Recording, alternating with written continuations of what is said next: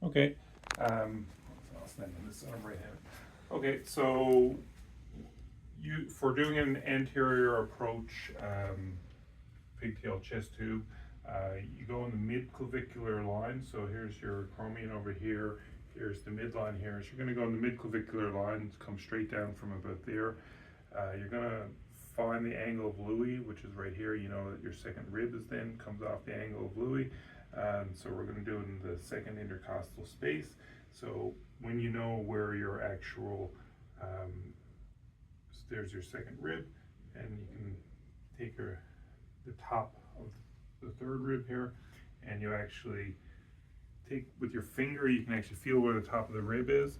And then what I do is my lidocaine needle, I'll actually hold it here on the skin for a few seconds with a bit of pressure.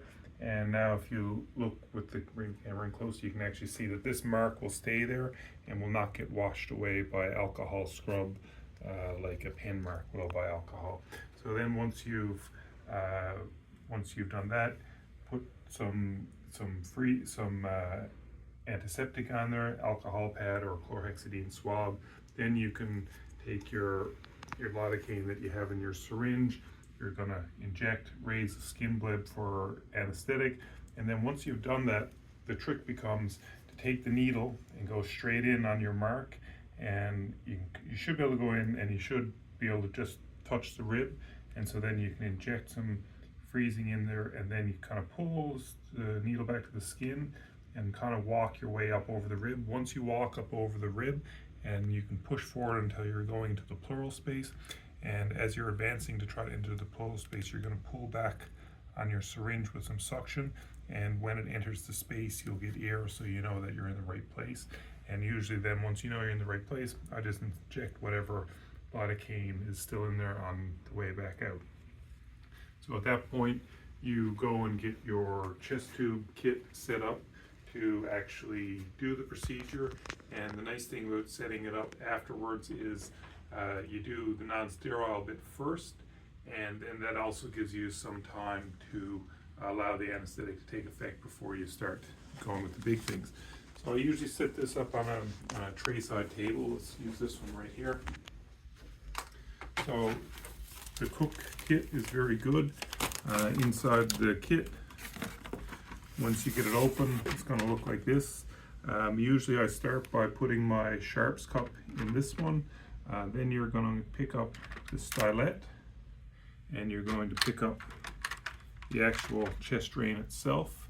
You put the stylet in the chest drain, and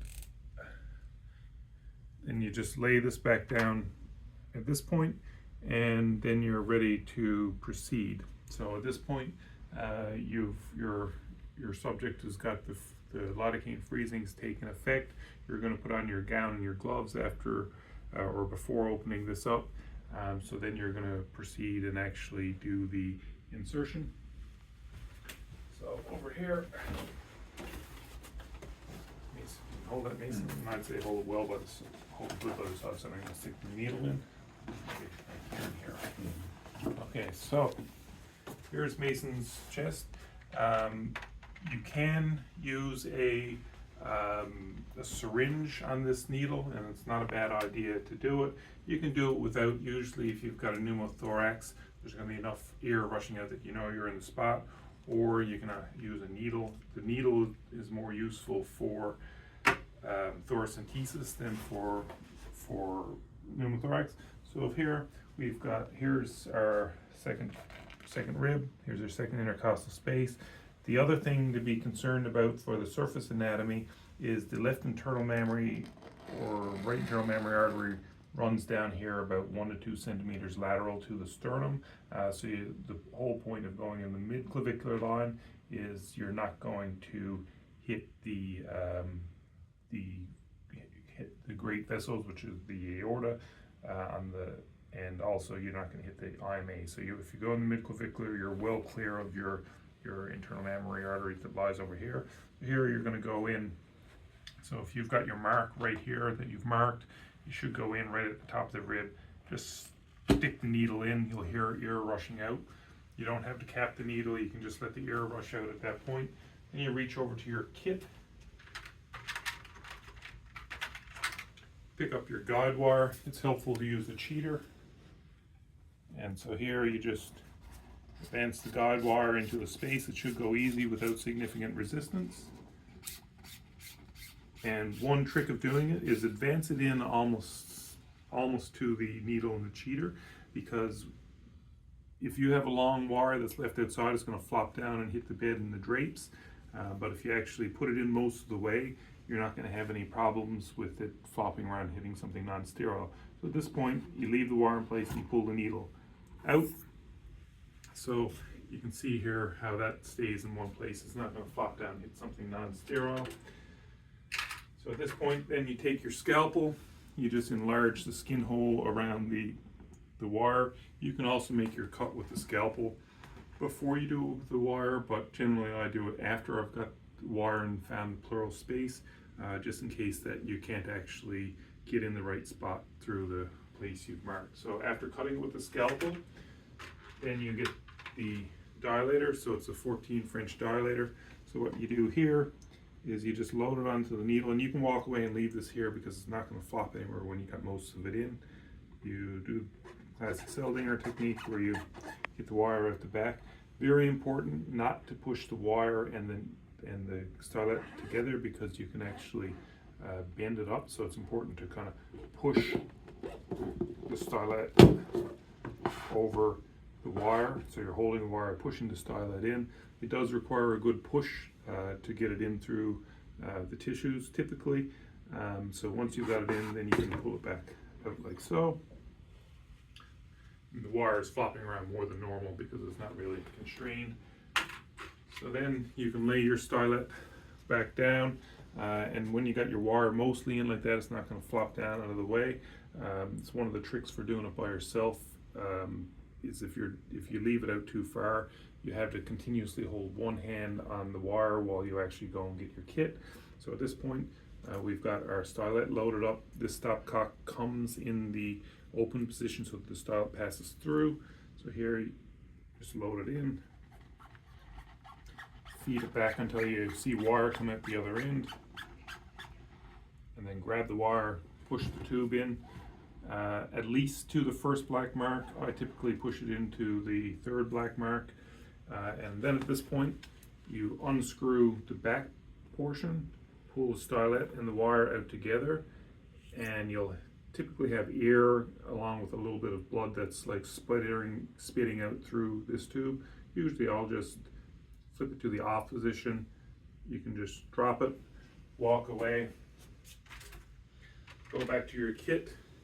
You get your connector for the Pleurovac. You just screw it in here, and when I do it, I just take this end of the drain and this connector, and I twist them as hard as I can so that it doesn't come undone accidentally. So now you have your Pleurovac adapter. I didn't bring a Pleurovac with me, but you just plug the Pleurovac in there. Once that's done, open your stopcock, and the actual tube will start draining out all the air that you're there. Then to dress it,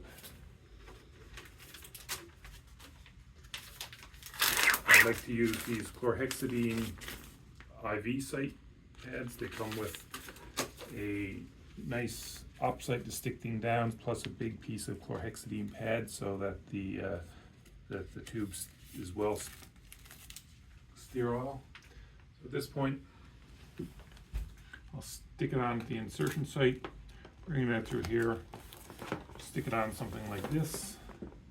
Then there's a piece that comes with it for the other side. You peel this off, put this basically roughly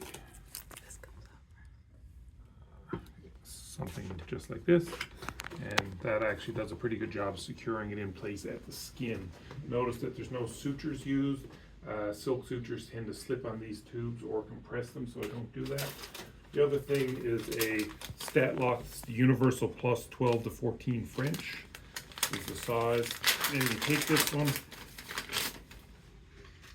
and it's easiest if you click this tube in here first, click it down like so, and then you peel off the plastic bits and find a convenient spot to stick them on the skin. You just find a convenient spot to stick them on the skin. Usually it's like that. And another thing that you should always do is you should always get a piece of tape and tape down this redundant bit, because if there's a piece that's redundant like that and it gets caught by the patient or on something, you can pull the whole thing out like that. So we'll just use this piece as an example tape, but usually you use the big wide paper tape. You're actually going to basically tape it down at this point, so it's secured here, and secured here. And if this gets pulled on, it's going to be prevented by this hub from actually moving. So that's how I insert a chest tube. Okay.